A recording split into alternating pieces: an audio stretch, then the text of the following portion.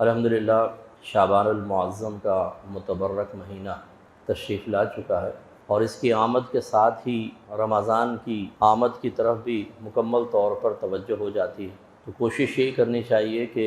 ماہ رمضان سے پہلے آنے والا یہ مہینہ جو ہمیں حقیقتاً ماہ رمضان کی تیاری کی طرف مائل کرتا ہے کہ عنقریب مہمان آنے والا ہے، استقبال کر لیں، تو ہمیں ہوشیار ہونا چاہیے اور اپنے لیے کوئی لاہے عمل اختیار کرنا چاہیے۔ اس کے لیے سب سے پہلی چیز اپنا احتساب ہوتا ہے کہ ہم کس طرح کی زندگی گزار رہے ہیں، اور اس کو اگر ہم نے شعبان میں کنٹرول نہیں کیا تو رمضان میں یقیناً وہی سلسلہ جاری و ساری رہے گا۔ اگر وقتی طور پہ رکا بھی، جیسے شروع کے کچھ دنوں میں انسان تھوڑا سا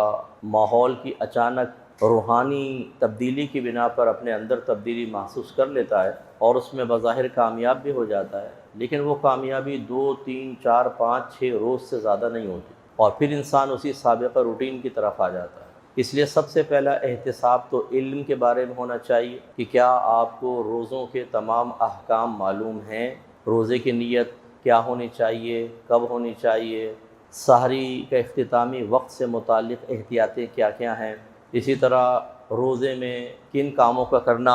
جائز ہے، یہ جاننا اس لیے ضروری ہوتا ہے تاکہ ان کو ہم آسانی سے کر سکیں، اور کیا کیا مکروہ ہیں، کیا حرام ہیں، اسی طرح کن چیزوں سے روزہ ٹوٹ جاتا ہے، اور ٹوٹے گا تو صرف قضا لازم ہوگی یا ٹوٹے گا تو قضا اور کفارہ دونوں لازم ہوں گے، کہ پھر کفارے کا طریقہ وغیرہ، یہ سب چیزیں۔ اسی طرح بہت سی ایسی چیزیں جو ہمارے دلوں میں شکوک و شبہات پیدا کرتی ہیں، جیسے حالت روزہ میں انہیلر یوز کرنا،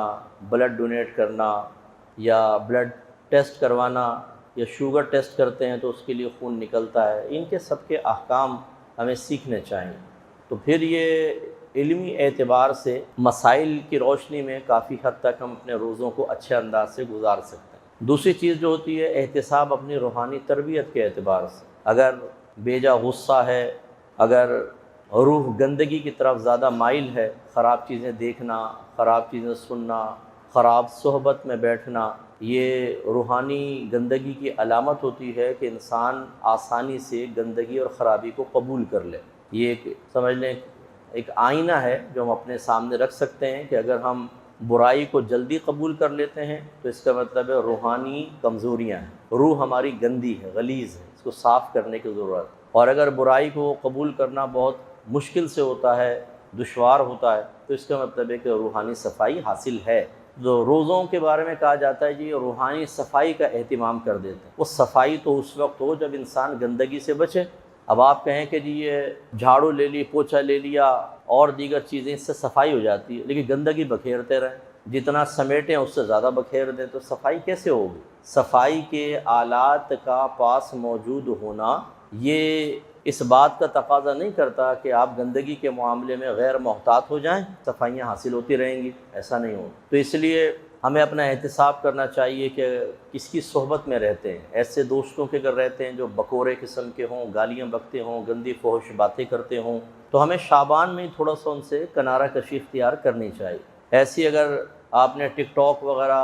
جوائن کیا ہوا ہے، یا آپ یوٹیوب دیکھتے ہیں اور الٹی سیدھی کلپس وغیرہ دیکھتے ہیں، ان سب سے آپ کنارہ کشی اختیار کریں، نہیں کریں گے تو حالت روزہ میں بھی نگاہیں بہکیں گی، اور نفس بے چین ہو کر ہمیں ان چیزوں کی طرف لے جائے گا کہ جن کو دیکھنے کے بعد روزے کی روحانیت اور نورانیت بالکل ختم ہو جاتی ہے، ایک ڈھانچہ رہ جائے گا اور روح ختم ہو جائے گی۔ اسی طریقے سے جیسے آپ کو عرض کیا، اپنے طبیعت پہ کنٹرول ہمیں کرنا چاہیے، اگر غصے کے عادی ہیں تو غصہ ضبط کرنے کی عادت پیدا کرنا شروع کرنی چاہیے۔ اور ضبط کا مطلب کیا ہوتا ہے کہ جب غصہ آئے تو انسان زبان کو، نگاہوں کو، ہاتھوں کو، پیروں کو اور اپنے دل کو قابو میں کر لے، اظہار نہ ہونے دے غصے۔ غصہ آنا برا نہیں ہوتا، غصہ تو آتا ہے۔ اچھا، اظہار بھی دو طرح کا ہوتا ہے، ایک کہ جس پہ غصہ آیا اس پہ آپ نے اظہار کر دیا، یہ اکثر دل آزاری کا سبب بنتا ہے، اس میں احتیاط کرنی چاہیے۔ ایک ہے کہ آپ کو غصہ آیا، کمرے میں چلے جائیں اور تکیے کو پکڑ کے خوب مار لیں، آپ اس پہ غصہ اتار لیں، یہ نہ گناہ ہے نہ کچھ ہے، آپ کا غصہ بھی اتر جائے گا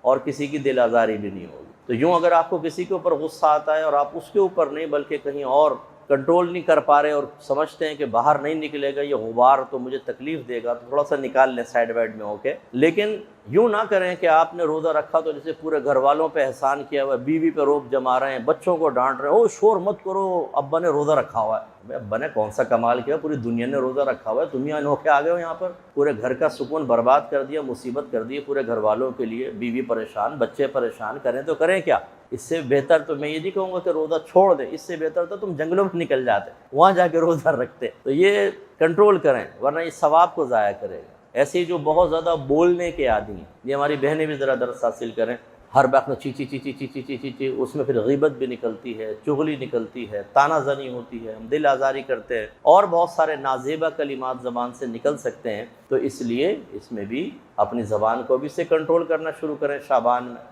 غور کریں ہر بات کو کہنے سے پہلے کہ اس میں دین کا یا دنیا کا کوئی فائدہ ہے یا نہیں۔ آپ کاروباری باتیں کرتے ہیں، اپنی زوجہ سے بھی آپ بات کر سکتے ہیں، اپنے جذبات، احساسات، فیلنگ شیئر کرتا ہے آدمی۔ 10 خاندانی باتیں ہوتی ہیں جو غیبت چغلی پر مشتمل نہ ہو، وہ آپ کر سکتے ہیں۔ یہ نہیں کہ آپ نے بالکل ہی منہ بند کر لیا، اب سامنے والے سب پریشان بیٹھے ہوئے ہیں بیچارے، وہ اپنا معافی ضمیر بیان کرنا چاہتے ہیں، آپ منہ کر کے ان کو خاموش کروائیں۔ تو یہ اس طرح کی خاموشی جو سامنے والوں کو کوفت اور اذیت میں مبتلا کر دے، اسے اگر آپ سنت سمجھتے ہیں تو پھر یہ بالکل غلط چیز ہے، یہ کوئی سنت نہیں۔ میرے آقا نے خاموشی ضرور اختیار کی، لیکن کبھی ایسا ہوا کہ صحابہ سوال کر رہے ہیں، سرکار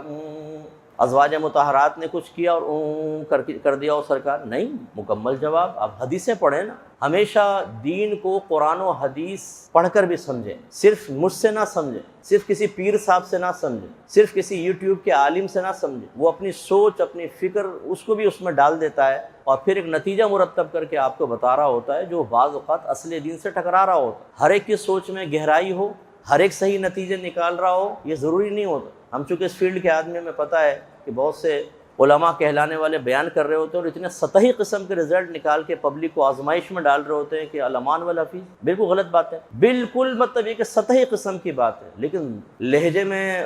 زور اور بیان ایسا زبردست کہ سامنے والا سمجھے کہ اگر یہ چھوڑ دیا تو سیدھا جہنم میں۔ اتنی امپورٹنٹ چیزیں، تو یہ بھی علم ہوتا ہے، خیر ہونا چاہیے۔ بہرحال خلاصہ کلام یہ ہے کہ حدیثوں میں اگر آپ دیکھیں نبی کریم صلی اللہ علیہ وسلم نے بالکل باتیں فرمائی، بلکہ خاموش رہنے سے اچھی بات کہنا بہتر ہوتا ہے۔ ہاں، بری بات سے خاموش رہنا بہتر ہوتا ہے، اور بری بات کیا ہے؟ جس میں دین دنیا کا کوئی فائدہ نہ ہو۔ تو یہ تھوڑا سا اپنا ذہن بنائیں کہ شعبان میں اپنی زبان کو بھی کنٹرول میں کرنے کی کوشش کریں۔ یہ آزادانہ چلتی ہے تو روزوں میں بھی چلے گی اور روزوں کی نورانیت ختم ہوگی۔ تو علم، دوسرا روحانی گندگی ختم کرنا، تیسرا اپنی زبان وغیرہ کی احتیاط، غصہ وغیرہ کنٹرول کرنا، اور مسائل وغیرہ آپ سیکھیں۔